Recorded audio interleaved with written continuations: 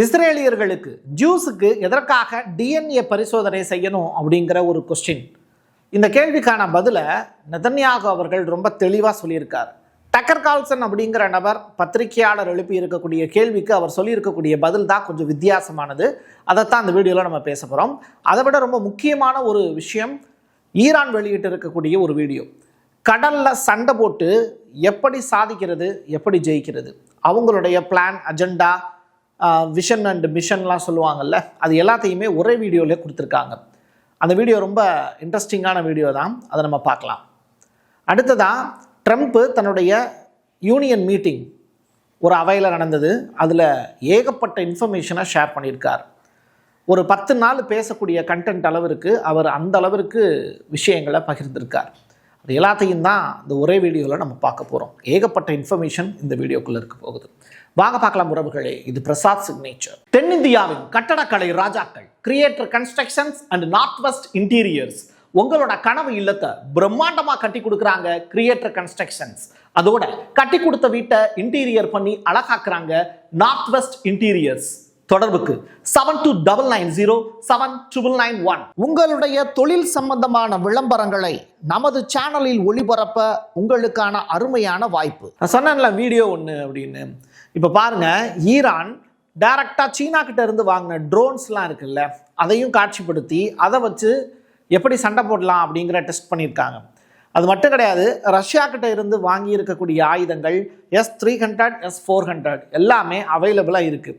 அதை வச்சு air defence சிஸ்டத்தை எப்படி ஸ்ட்ராங் ஆக்குறது, தாங்கிட்ட தயாரிச்சிருக்கக்கூடிய மிசைல், ஒரு நாளைக்கு 400 ட்ரோன் தயாரிச்சிருக்காங்க ஈரான் சைடில். அதை எல்லாத்தையுமே இப்போ பரிசோதனை களமாக ஈரானுடைய திறந்த வான்வெளியில் விட்டு டெஸ்ட் பண்ணி பார்க்குறாங்க. இதனால் கடலுக்கு நடுவில் ஒரு பெரிய போர் நடக்கக்கூடிய நிகழ்வுகளை தான் நம்மளால் பார்க்க முடிஞ்சுது. ஸோ தெற்கு வளைகுடா முழுவதுமே மொபைல் ஏவுகணைகள், முழு தாக்குதலுடன் கூடிய பாலிஸ்டிக் ஏவுகணை, இது எல்லாத்தையுமே ஈரான் காட்சிப்படுத்தியிருக்காங்க. அது மட்டும் இல்லை, அதை ப்ராக்டிக்கலாகவும் செஞ்சு காமிச்சிருக்காங்க.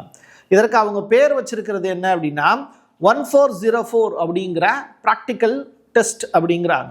ஸோ வாஷிங்டனுக்கு இது ஒரு கடுமையான ஒரு செய்தியாக தான் பார்க்கப்படுது. எது எப்படியோ இந்த யூனியன் மீட்டிங் சொல்லியிருந்தேன்ல, அதில் ட்ரம்ப் எவ்வளோ ஸ்டைலாக இருக்கார் பாருங்க. அவர் என்ன பேசுகிறாருன்னு பார்ப்போமா? 35 million people said the Prime Minister of Pakistan would have died if it were not for my involvement. Okay, Trump பேசி இருக்கக்கூடிய காட்சிகளை பார்த்தீங்க. அதில் அவர் சொல்லியிருக்கக்கூடிய விஷயம், இந்தியா பாகிஸ்தான் இந்த 2 நாடுகளை பற்றி பேசியிருக்காரு. நான் மட்டும் தலையிடலை அப்படின்னா அணு ஆயுத போராக அது மாறி இருக்கும் அப்படிங்கிற ஸ்டேட்மெண்ட்டை சொல்லியிருக்காரு. இந்தியாவுக்கு ஆதரவாக 10 நாடுகளும், பாகிஸ்தானுக்கு ஆதரவாக ஒரு 7 நாடுகளாவது உள்ளே வந்திருக்கும் அப்படிங்கிறத சொல்லிவிட்டு, பாகிஸ்தானுடைய பிரதமர் அப்படி ஒரு போர் நடந்திருந்ததுன்னா அவர் இறந்து போயிருப்பார் அப்படிங்கிற ஸ்டேட்மெண்ட்டையும் சொல்லியிருக்காரு. ஐயோ, இவ்வளோ பெரிய ஸ்டேட்மெண்ட்டை சொல்லிட்டு சாதாரணமாக கிராஸ் பண்ணி போகிறாரே அப்படின்னு தான் அவர் நினைக்க வேண்டியது இருக்குது. இன்னொரு புறம் ஒரு மிசைலோட பாருங்க, ரொம்ப அட்டகாசமான ஒரு வீடியோ இது. போயிட்டு இருக்கும் போதே புகஞ்சிருச்சுன்னு தான் நான் நினச்சேன். ஆனால் அது ஃபீனிக்ஸ் பறவை மாதிரி மறுபடியும் வெளியில் வருது. அப்போ இடையில மறைச்சிக்கிட்டு இருந்தது மேகங்கள் போல. சரி, இவ்வளோ அழகான காட்சி ஒரு வீடியோவை நம்ம பார்த்தோம். இது பேர் என்ன அப்படிங்கிறது தான் ரொம்ப இன்ட்ரெஸ்டிங்கானது. F-22 ராப்டார் அப்படிங்கிற அந்த ஜெட்டு. இந்த ஜெட் விமானங்கள் வரலாற்றிலேயே முதன்முறையாக அமெரிக்காவினுடைய கூட்டு பயிற்சி மற்றும் பயிற்சி பணிக்காக இஸ்ரேலிய மண்ணில் போர் விமானங்களை நிலைநிறுத்தியிருக்காங்க அப்படின்னு தான். இந்த விமானங்கள் எல்லாமே இப்போ அமெரிக்காவில் இருந்து இஸ்ரேலை நோக்கி போயிடுச்சு. ஏகப்பட்ட ஆயுதங்கள், கிட்டத்தட்ட 400க்கும் மேற்பட்ட fighter jet Israel and middle east ஏரியாவுக்கு போயிருக்குங்கிறாங்க. 40,000 அமெரிக்க வீரர்கள் மிடில் ஈஸ்ட் ஏரியாவில் சுற்றிக்கிட்டு இருக்காங்க அப்படிங்கிறாங்க. பெரிய பொருட்செலவு அப்படிங்கிறது அங்கே பதிவாக இருக்குது. USS ஜெரால்டு அந்த கப்பலில் இருக்கக்கூடிய டாய்லெட் முதற்கொண்டு டேமேஜ் ஆகிருக்கு. ஸோ இழப்பு அப்படிங்கிறது போர் ஆரம்பிக்கிறதுக்கு முன்னாடியே அமெரிக்காவுக்கு தான்ங்கிறத நீங்கள் தெளிவாக புரிஞ்சுக்கலாம். அடுத்ததாக ஒரு ஆக்சிடெண்ட் எங்கே நடக்குது அப்படின்னா துருக்கியில் நடக்குது. துருக்கியில் நடந்திருக்கக்கூடிய இந்த ஆக்சிடெண்ட் எப்படி நடந்தது அப்படிங்கிறத தேடி பார்த்தோம். ஒரு நபர் ஒரு ஃப்ளைட்டு ஆக்சிடெண்ட் ஆகிறத வண்டியில் போய்கிட்டே கேப்சர் பண்ணி இருக்கக்கூடிய காட்சிகளை தான் நீங்கள் இப்போ பார்க்குறீங்க. ஸோ போகிற போக்கில் அவர் அந்த வீடியோவை எடுத்திருக்காரு, அது நம்ம கையில் சிக்கிச்சு. துருக்கியினுடைய பாலிகேசிர் அப்படிங்கிற ஒரு நெடுஞ்சாலை, அங்கே F-16 அப்படிங்கிற அந்த விமானம் விபத்துக்குள்ளாயிருக்கு அப்படிங்கிற செய்தி. இது எதனால் விபத்துக்குள்ளாச்சு? அங்கே இருக்கக்கூடிய அந்த ஃப்ளைட்டை ஓட்டிகிட்டு போயிருப்பார்ல, அவர் டெத்து. ஸோ இதுதான் அந்த காட்சிகளில் பதிவாக இருக்கிறது. எதனால் இந்த விபத்து நடந்தது அப்படிங்கிறத சீக்ரெட்டாக வச்சுருக்காங்க துருக்கி அரசாங்கம்.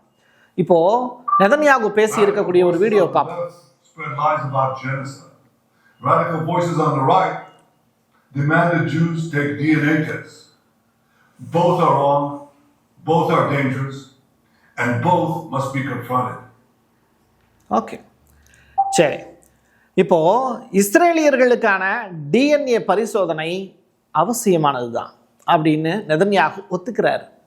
ஏன்னா அவரே எங்கிருந்து வர்றாரு அப்படின்னா போலந்து அப்படிங்கிற நாட்டில் இருந்து வந்ததாகவும், இன்னும் வேறு சில நாடுகளில் இருந்து அவருடைய மூதாதையர்கள் வந்திருக்கலாம் அப்படின்னும் இந்த ஹப்பி அப்படிங்கிற நபர் டைரக்டாக டக்கர் கால்சன்ட்ட இன்டர்வியூ கொடுத்தார்ல, அந்த பேட்டியில் சொல்லியிருந்தார். அப்போது நெதன்யாகுவினுடைய பிறப்பே இங்கே சந்தேகத்துக்கு உட்படுத்தப்படுது, அவர் ஒரு ஜூஸே இல்லை அப்படிங்கிறது தான் இப்போ பேசுபொருளாக மாறி இருக்கு.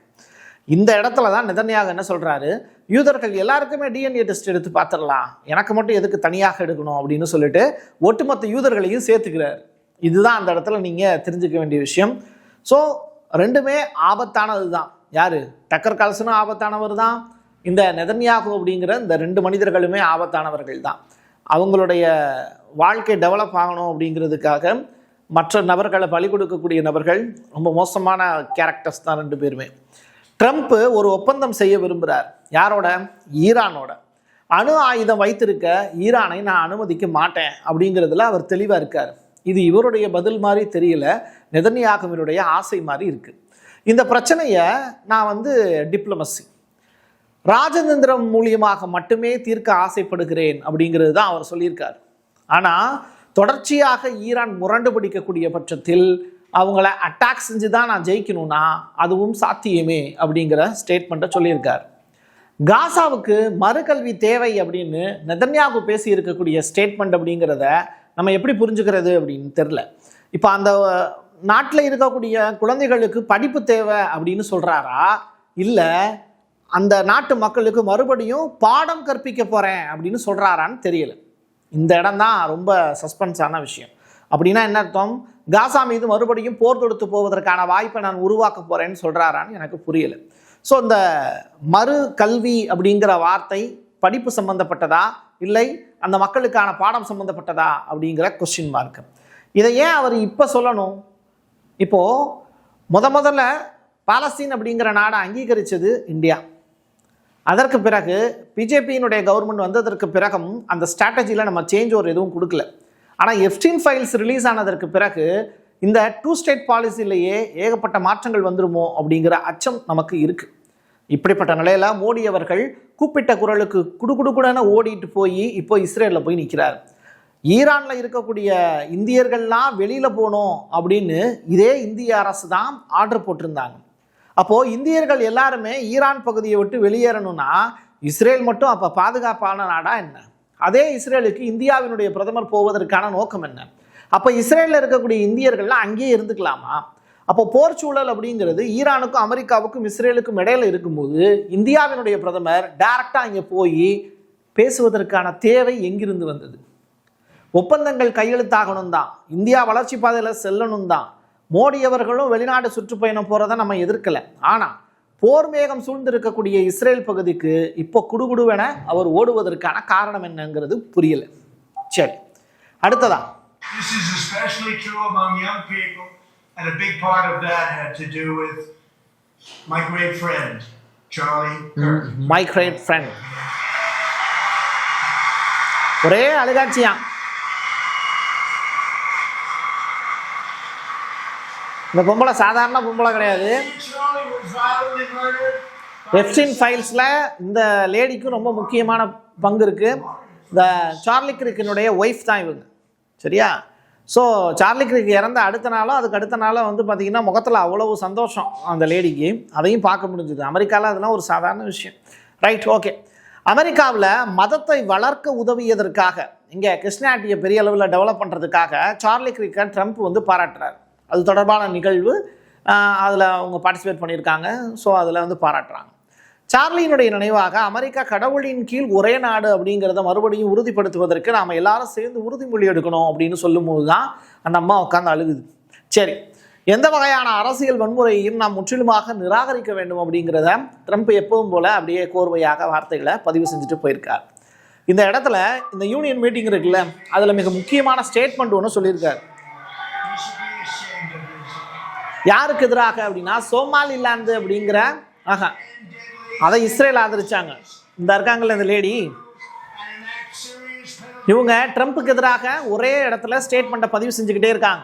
இவங்க சோமாலியா அப்படிங்கிற அந்த நாட்டில் இருந்து அமெரிக்காவுக்கு குடிபெயர்ந்தவங்க. ட்ரம்ப்புக்கு எதிராக பயங்கரமா அதே அவையில குரல் கொடுக்குறாங்க. சரி, இப்போ குரல் கொடுத்து முடிச்சுட்டாங்க. என்ன சொல்றாங்கன்னு பார்ப்போம். இவங்களுடைய பேர் உமர். இவங்க சோமாலியா அப்படிங்கிற வறுமையான தேசத்தில் இருந்து படித்து பெரியாளாகி அமெரிக்காவுக்கு வந்து மினசோட்டா அப்படிங்கிற அந்த மாகாணத்தில் இருந்தவங்க. இப்போது யுஎஸ் காங்கிரஸில் ஒன் ஆஃப் த மெம்பர். அப்படிப்பட்டவங்களை ட்ரம்ப்புக்கு பிடிக்காது. கருப்பாக இருக்காங்க அப்படின்னா ட்ரம்ப்புக்கு பிடிக்காது. வெளிநாடுகளில் இருந்து அமெரிக்காவுக்கு குடிபெயர்ந்து வந்திருக்காங்க அப்படின்னா ட்ரம்ப்புக்கு பிடிக்காது. அதனால் மேடையிலேயே அந்த லேடியை அள வைக்கிறார். ஸோ இதுதான் இங்கே நடந்திருக்கக்கூடிய விஷயம். ஸோ தொடர்ச்சியாக இவங்களை வந்து வசைபாடக்கூடிய ட்ரம்ப் அவர்கள் ஒரு நல்ல ஜனாதிபதியா அப்படின்னு கேட்டால் கிடையாதுங்கிறது தான் காட்சிகள் மூலிமா தெளிவாகுது. அமெரிக்க ஜனாதிபதி டொனால்டு ட்ரம்ப் அவர்கள் தனது வருடாந்திர யூனியன் உரையின் போது இதெல்லாம் நடந்துச்சு. சரிங்களா? ஸோ கட்டணங்கள் வருமான வரியை மாற்றும் அப்படின்னு சொல்கிறார். இப்போ நிறையா டேக்ஸ் வந்து விதிச்சுக்கிட்டே இருக்கார்ல. இப்போ சீனாவுக்கு 200%, இந்தியாவுக்கு 18%. பட் உச்சநீதிமன்றம் என்ன சொல்லிட்டாங்க, ஓவராலாக 15% இப்போ கடைசியாக ட்ரம்ப் உத்தரவு போட்டிருக்காரு. ஆனால் உச்சநீதிமன்றம் என்ன சொல்லிட்டாங்க, வரியை வந்து ஓவராக போடக்கூடாது, வார்ன் பண்ணுறோம் அப்படின்னு சொல்லி போட்ட வரியை போகிறோம் இப்போ நீக்கிட்டாங்க. இதனால் மற்ற நாடுகள் எல்லாமே கிளைம் பண்ணுறாங்க அமெரிக்கா கிட்ட, என்கிட்ட காசு வந்து திருப்பி கொடு அப்படின்னு சொல்லி. இது ஒரு பக்கம் போயிட்டுருக்கு. பட் 15% வரி வந்து இன்க்ரீஸ் பண்ணி வச்சுருக்காரு ட்ரம்ப். இது எல்லாமே 150 டேஸுக்கு மட்டும்தான் செல்லுபடி ஆகும். இப்படிப்பட்ட நிலையில் நான் வரி வாங்குறது மக்களுக்காக தான். நீங்களாம் இன்கம் டேக்ஸ் கட்டுறீங்களா அமெரிக்க மக்களே, இப்போது மற்ற நாடுகள்லேருந்து வரி வாங்கி நான் என்ன என் பாக்கெட்லேயே வச்சுக்க போகிறேன், உங்களுக்கு தானே கொடுக்க போகிறேன். அது மட்டும் இல்லை, நமக்கு வந்து இனிமேல் வரக்கூடிய காலங்களில் இன்கம் டேக்ஸ் ரிலேட்டடாக உங்களுக்கு வரிலாம் குறைய போகுது. நான் தான் மற்ற நாடுகள்லேருந்து வரி வாங்குறேன்ல, அதனால் உங்கள்கிட்ட கம்மி பண்ணிப்பேன் அப்படின்னு சொல்கிறாரு. இது அமெரிக்க மக்களுக்கு ரொம்ப மகிழ்ச்சிகரமான செய்தி. ரெண்டாவது, H1B விசா ரிலேட்டடான ஏகப்பட்ட இன்ஃபர்மேஷனை அடுத்து இவர் ஷேர் பண்ண போகிறாருங்கிற தகவல் வெளியாயிருக்கு. ஸோ வெளிநாடுகளில் வேலை பார்க்கக்கூடிய இந்தியர்கள், குறிப்பாக அமெரிக்காவில் வேலை பார்க்கக்கூடிய இந்தியர்களுக்கு H1B விசா ரொம்ப இம்பார்ட்டண்ட்டு. ஸோ அது ரிலேட்டடாக அந்த கம்பெனி எடுக்கக்கூடிய முடிவுகளை தாண்டி ட்ரம்ப் எடுக்கக்கூடிய முடிவுகள் முக்கியமானது. அது கூடிய விரைவில் அதில் சில மாற்றங்கள் கொண்டு வர போகிறதா ட்ரம்ப் முடிவு பண்ணியிருக்காரு. அது அமெரிக்கர்களுக்கு சாதகமாக முடியுமா, இல்லை அமெரிக்காவில் போய் வாழக்கூடிய இந்தியர்களுக்கு சாதகமாக முடியுமாங்கிறத பொறுத்திருந்து பார்க்கலாம். ஈரான் வாரினுடைய கடைசி நிமிடங்கள் அப்படிங்கிறது எண்ணப்பட்டு கொண்டே இருக்கிறது. அந்த டைம் கால்குலேஷன் அப்படிங்கிறது 12 மணின்னு சொன்னால் 12 மணியை தாண்டி போயிட்டுருக்கு, 6 மணின்னு சொன்னால் 6 மணியை தாண்டி போயிட்டே இருக்குது. இப்படி நிற்காமல் அதனுடைய டைம்ஸ்லாம் மட்டும் போயிட்டே இருக்குது. பட் வார் இன்னும் தொடங்கலை. எது எப்படியோ அமெரிக்காவுக்கு ஈரான் மீது போர் தொடுத்தாலும் நட்டம்தான். போர் தொடுக்காமல் மிடில் ஈஸ்ட்டை சுற்றிக்கிட்டே இருக்கிறதுனால அவங்களுக்கு ஏற்படக்கூடிய இழப்புகள்ங்கிறது ரொம்ப ஜாஸ்தியாக தான் போயிட்டுருக்கு. என் கையெழுத்தின் மக்களுக்கான உறவுகளே, மீண்டும் ஒரு பதிவில் சந்திக்கலாம். நன்றி, வணக்கம். Prasad signature media broadcasting private limited. நீங்க நியூஸ் ரீடரா மாறணுமா, கண்டென்ட் கிரியேட்டரா உருவாகணுமா, சேட்டலைட் சேனல்ல ரிப்போர்ட்டரா வேலை பார்க்கணுமா, டாக்குமெண்ட்ரி மேக்கிங்ல இருந்து ஜேர்னலிசம் பற்றிய முழுமையான பயிற்சி பெற உங்களுக்கான அருமையான வாய்ப்பு. எங்களை தேடி வாங்க. ஆன்லைன் மற்றும் நேரடி பயிற்சி வகுப்புகளும் சர்டிபிகேட் கோர்ஸாவே கத்துத்தரும். மீடியா துறையில் 10 ஆண்டுகளுக்கு மேல அனுபவம் உள்ளவர்கள் பயிற்சி கொடுப்பார்கள். வாய்ஸ் ஓவர் தொடங்கி வாய்ஸ்லெஸ் பீப்புளுக்காக உங்களை சிறந்த ஜேர்னலிஸ்டா உருவாக்க வேண்டியது எங்களோட பொறுப்பு. ஸ்கூல்ஸ் அண்ட் காலேஜஸ்ல ஜூனியர் ஜேர்னலிஸ்ட்ங்கிற பேர்ல ஒர்க் ஷாப்பும் கண்டக்ட் பண்ணி கொடுக்கிறோம். மோட்டிவேஷனல் ஸ்பீக்கரா கடந்த 15 ஆண்டுகளா கல்வி நிறுவனங்களுக்கு நிகழ்ச்சிகளும் நடத்தி தரோம். தொடர்புக்கு 9944790333 94493594 prasadsignature@gmail.com. உங்களுடைய தொழில் சம்பந்தமான விளம்பரங்களை நமது சேனலில் ஒளிபரப்ப உங்களுக்கான அருமையான வாய்ப்பு.